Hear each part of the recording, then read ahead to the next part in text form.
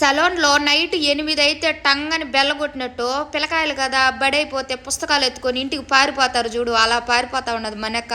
మేము రామని మా సంచులు కూడా ఎత్తుకొని వచ్చేస్తా ఉండదు. పొద్దున్నే వంట చేసుకొని ఏమన్నా తినేదానికి తీసుకొని అవతల వస్తాం సలూన్కి, ఎందుకంటే నైట్ 8కి సలూన్ మూసేది కాబట్టి. కానీ ఈ వాళ్ళ మటుకు ఎవరు తెచ్చిన అన్నాలు కూరలు వాళ్ళం ఎత్తుకొని వెళ్ళిపోతున్నాము. ఎందుకు అనుకుంటున్నారా? మేము డైలీ చికెన్లు మటన్లు తినేదండి, ఈ పొద్దు అందరిది పప్పులు.